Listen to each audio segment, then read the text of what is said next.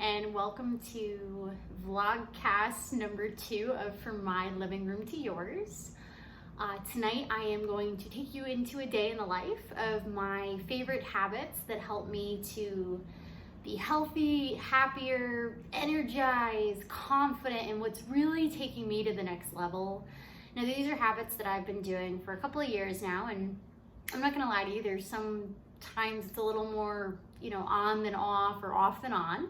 But that happens, especially, if you do struggle with any kind of, like anxiety or depression, things like the pandemic happen and you're quarantined, your mood swings, whatever it is for you. And like I said, I'm human too, but these are habits that, yes, when I do them and I do them consistently and I do them often, it feels really good. Like I said, I feel like I have a sense of purpose. I feel like I have an energy connection with the world around me. And it's when I don't do them, that's when I notice that things happen. So if you're looking for new habits, you're looking for information, like I said, welcome to a day in my life.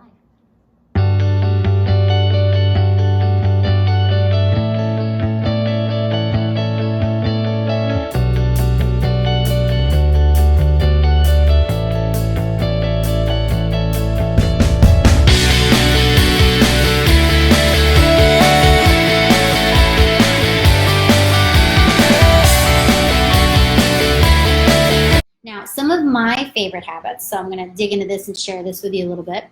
One of the biggest habits that I do firmly believe, so I guess you call this kind of like bonus time here, is you should, and yeah, I've said it before, you should make your bed every single day. It should be the first thing you do when you get up. So whenever that alarm goes off, again, if you're a 5 a.m. person, a 7 o'clock person, maybe you work overnights and you don't get up till 1 in the afternoon. I don't care what time you get up. Make your bed. Okay. The science behind making your bed, and this goes all the way back to, there was a Navy, I think he was an admiral, who actually gave this speech at one of those commencements for the cadets and stuff. He told them the same thing, make your bed. And the science behind making your bed first thing is that it is something that now you've accomplished. It's given you a sense of pride. You've cleaned up your bed. You've made your bed.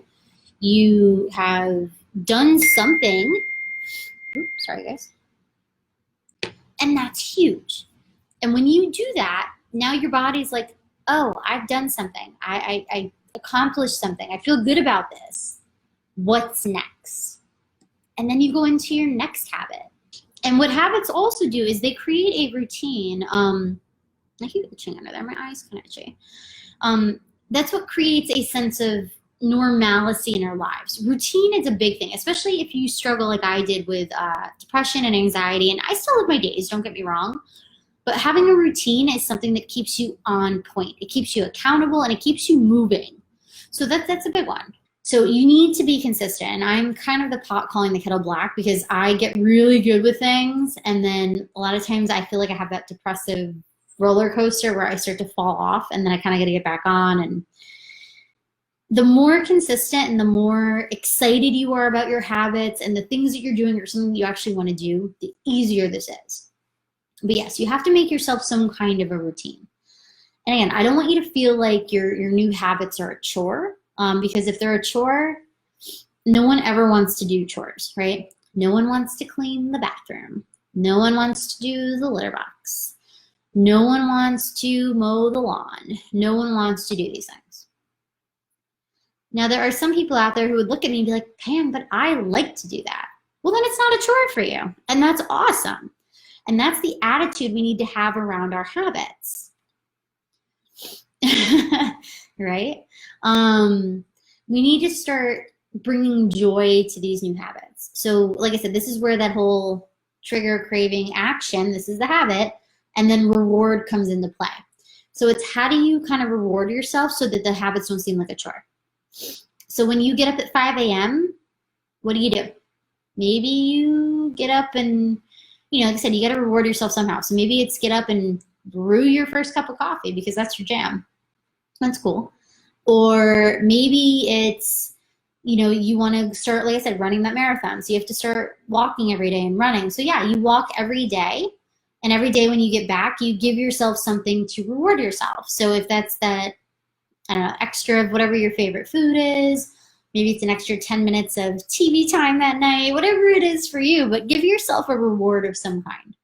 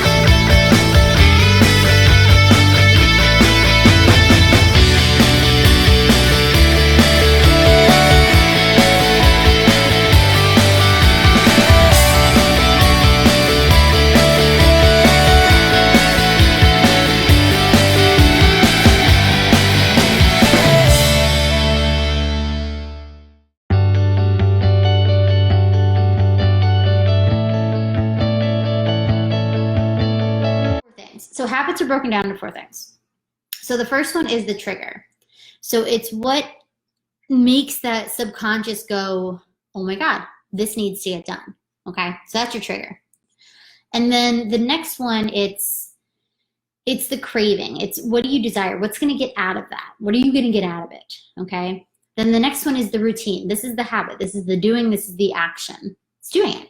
And then the last part of the habit is the reward. What do you get from having accomplished this now? Is it a feeling? Is it an actual thing? I mean, you could think of it as like, you know, you're hungry. So the first thing is the trigger. It's I'm starving, right? Yeah. And the next one is the craving. It's, well, what's gonna, you know, complete that hunger? Like, do I want a piece of cake? Do I want this? Whatever it is. And then it's going ahead and eating it. And then when you're done, it's going, I'm satisfied. So you have those 4 parts to a habit. Now, when building new habits, there's a couple of really great ways to start. The first is, and I say this a lot, so I'm sure some of you, I might sound like a broken record, but it's baby steps. You don't want to bite off more than you can chew, because everything we do has a result. Okay, I'm not going to call it failure. I'm not going to call it winning, but everything we do has a result.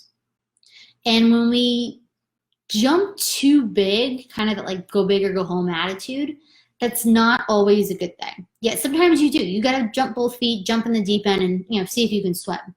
And other times, yeah, baby steps.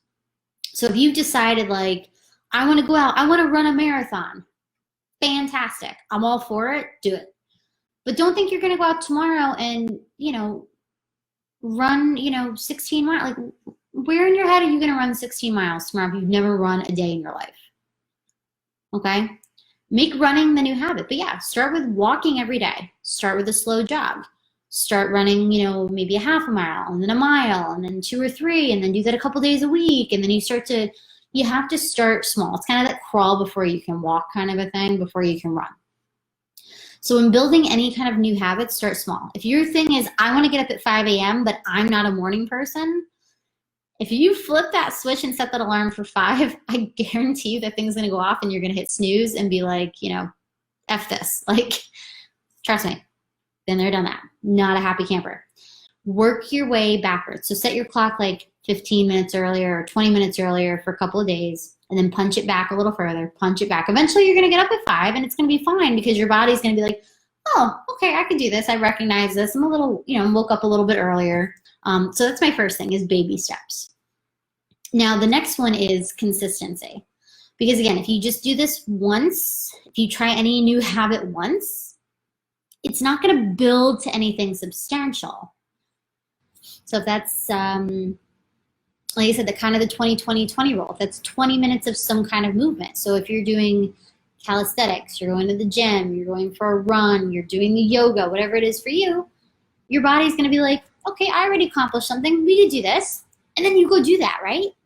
So you do your 20 minutes of whatever movement you got going on, and your body's like, I'm feeling really good. I made my bed. I did the movement. Okay, what's next?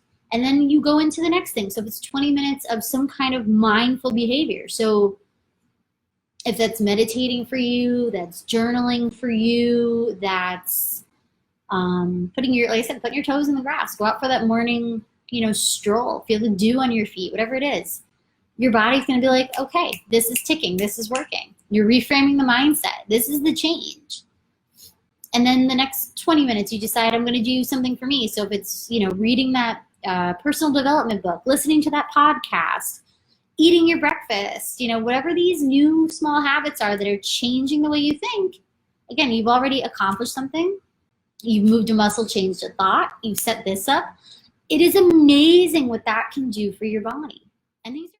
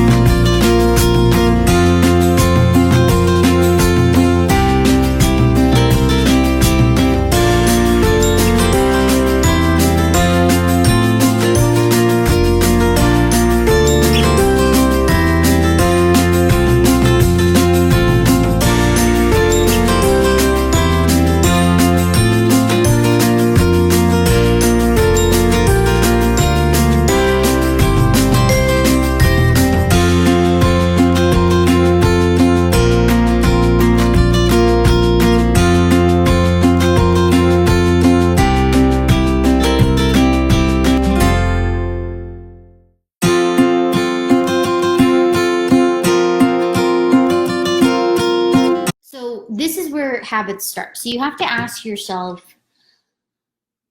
what do you want? Okay, so we're talking digging deep and deciding that you're showing up for you. Okay, you are making the commitment to you, to that self-care, to that creation, to really understanding what is going to make you happy. Why do you want to be consistent? Why do you want this habit? What does it do for you? What do you want? Okay, so that's the first thing I want you to ask yourself is what, it's what is your why? Why did you start? Why do you have this habit? Why do you want to do this? So when you can answer that, that's step one. So you can really start to break it down by, like I said, looking at you. It's not that, these habits are good for your family, or these habits are good for your friends, or for your office, or for your job, no. I want you to be selfish for the next 3 minutes. And I want you to really dig in there and say, what's your why? Why do you want these habits? What is this going to do for you? Like if you get up every day at 5 a.m. and go to the gym, what is that doing? Are you doing that for you? Like, do you want to feel good in your body and physically fit and mentally strong and all of these things? Or are you doing it for some other reason? And then decide how important is that other reason? And what should you maybe change that's good for you?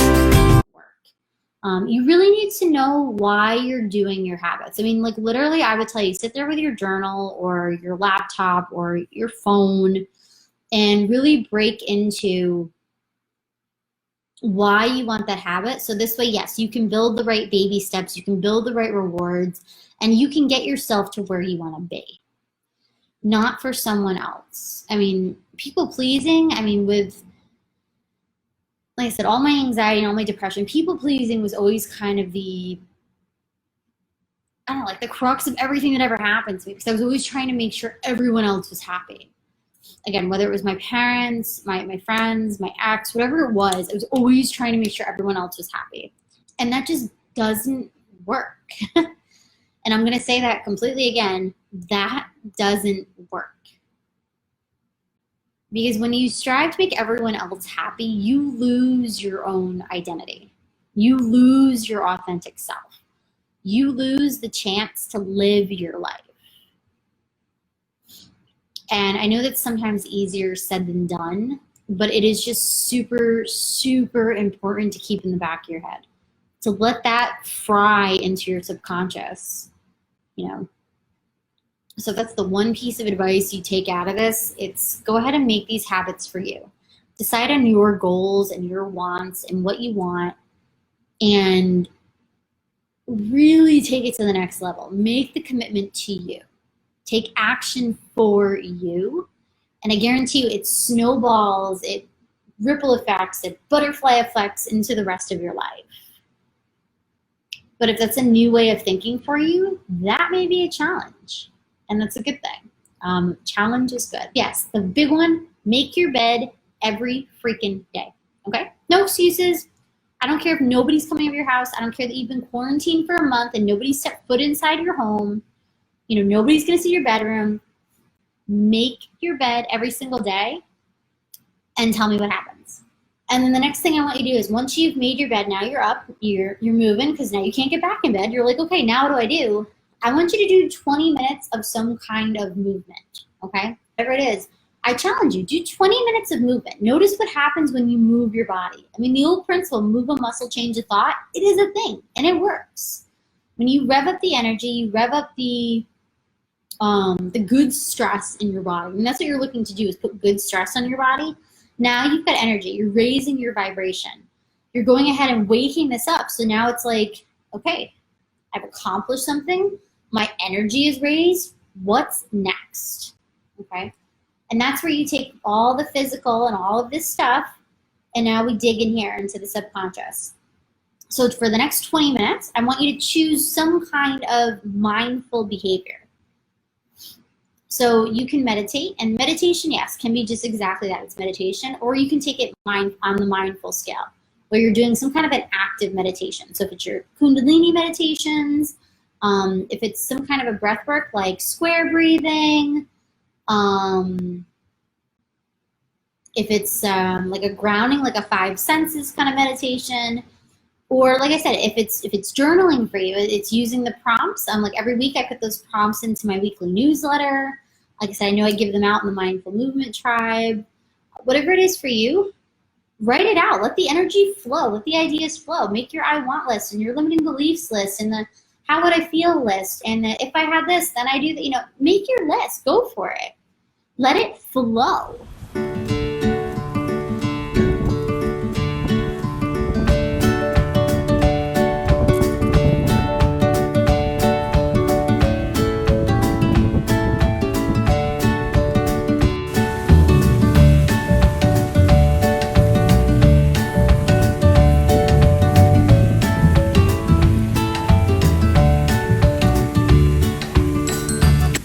Mindful Movement Tribe. That is my baby. Like literally kind of just gave birth to that thing back in February. The Mindful Movement Tribe for $17 a month. So that's, I don't know, I think it's like, comes out to like 53 cents a day. Okay. Gives you access to a private Facebook community where I am basically one-on-one group coaching you, okay?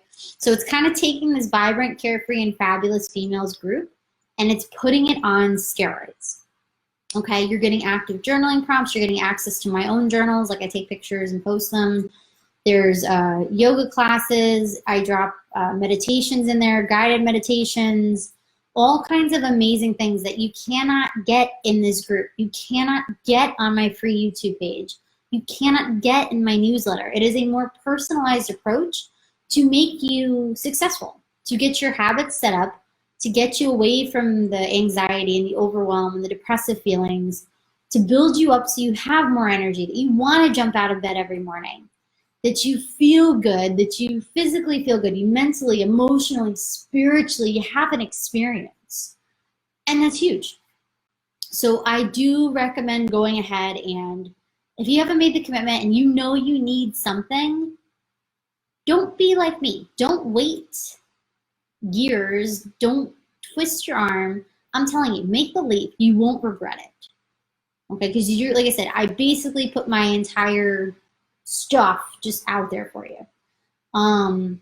It's fantastic. And the group of women that we have in there, it's a very tight-knit group. And like I said, it's tight-knit and engaged enough that it's like I said, it's basically like getting one-on-one coaching, but in a group setting, so to speak.